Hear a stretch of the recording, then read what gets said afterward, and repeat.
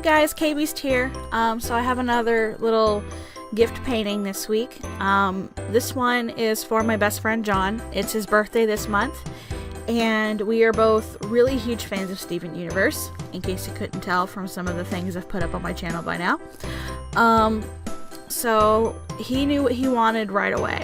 I believe it was last January that it aired, the episode The Answer, where we got to meet Cotton Candy Garnet and, you know, see all that backstory and stuff.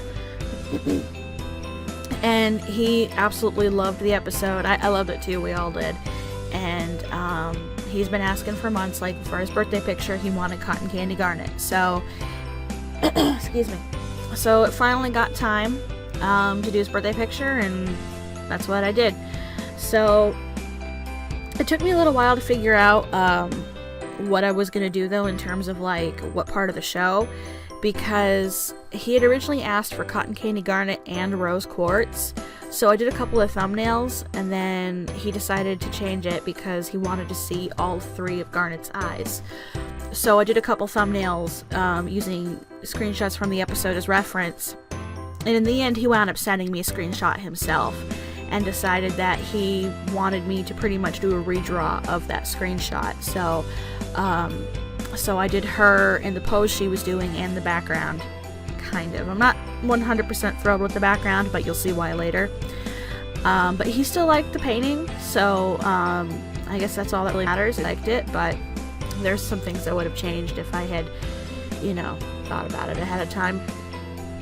But a couple things that I did a little differently for this painting is I did the line art using my Col-erase Prismacolor pencils, and I did different sections of the line art in different colors. You wound up not really being able to see it after the paint was applied because of how light it was, but it was still kind of fun to play around with, and I think I would like to play around with multicolored line art in the future. Just once I add paint on it, it's kind of hard to see, so we'll have to see. Maybe I'll try a different medium or something. And also, while I was digging around through my paint supplies, I managed to find this large bottle of kosher salt. So I used two different kinds of salt on the background this time to try to get a different effect. And I got it a little bit, but I think I was too impatient, and I wound up wiping the salt off before it had dried completely, so some areas got a little smudged. So yeah, painter tip, don't do that. But oh well. It turned out well enough, I guess. And then I wound up repainting the background so you can't see much of my original textures anyway, but that's another story. But I really did enjoy working on this piece, at least Garnet, at least that part, because I liked her color scheme, and I was trying to keep everything really light and fluffy, and I really like how her face turned out. I haven't done a whole lot of faces in watercolor. The last one that I really did for this channel was when I did my Chobits piece, and I wasn't too thrilled with how Chi's face turned out because of how small it was.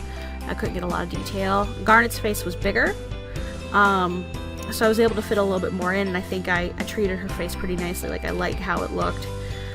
So I think I'd like to practice with faces more and maybe do some larger portrait style things in watercolor. So, but anyway. But yeah, I like how it turned out. Just some things wound up getting lost. Like the line art, I had to go over it later with my Pentel pocket brush pen, because by the time I had added all the values, the color pencils didn't really show through anymore. And also the background, like right here is what I'm doing is I'm adding washes using Payne's Gray to darken it, because I wanted the values between Garnet and the background to be different so that she wouldn't get lost in it. And I was also trying to recreate the background from the screenshot that John sent me. And I didn't want to do line art in the background, which I think was probably part of my first mistake, because I didn't have things planned out like where they would be, so things wound up a little wonky, they wound up a little muddy. I mean, John still wound up liking the painting, which is good, and I guess it's really all that matters, because, you know, it was a birthday gift. But looking at it now, there's definitely a lot of things I would have done differently had I thought about it beforehand.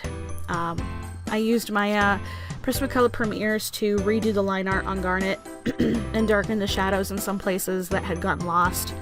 I'm using the Canson XL 300 GSM watercolor paper, but I've noticed that after you've added so many layers of water and paint, it really can't take much more. So for some of the techniques I'd like to try, it just really can't handle it. So I think I'd have to upgrade my paper in the future to do some more things, like use arches or Fabriano or something like that. But that's something to do in the future, I guess. And yeah, like I said, the line art got lost with the paint, so I went in with my brush pen to fill it in. And I really love this brush pen, as you guys know. So it was fun. It's fun to work with, but for smaller details, I think I may need to find a different brush pen. My Copic SP brush pen isn't really good for that either, but I've heard the Pilot brush pen is pretty good, so maybe I'll look into that.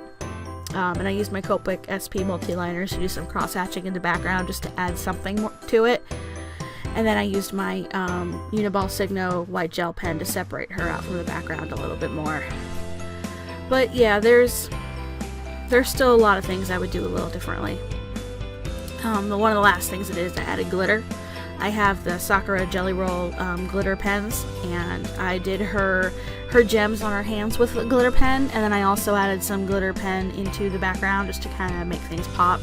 And also because this is a gift picture from my best friend John, and glitter is his favorite color, so I had to add glitter. And then I used my Finetec pearlescent watercolors to add a little bit more shine and sparkle, and also I used the silver to kind of separate her from the background more and make things kind of glowy. And you know, I just kind of went a little nuts with glitter because I knew he'd like it, and he did, so I guess that's the important thing. But still, there's a lot of things I would have done differently, so oh well, that's something for another time, I guess. But anyway, here's the final piece, and it already went home with him. He visited me last week, so yeah, so he brought it home, so that's good. And yeah, I guess that does it for this video. So thank you guys so much for watching, and I'll see you in the next video.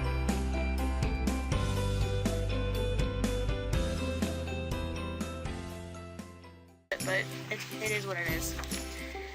Weeping Willows. This was a bit sketchy, but there it is. Grappling hook. Shepherd. I drew the shepherd from Spyro because I've been playing a lot of Spyro lately. Your country's flag. Oh, did you already finish it? I did it yesterday. Ooh, I like it. Let me see. Alright, brother. Shift it in the light, it's sparkling.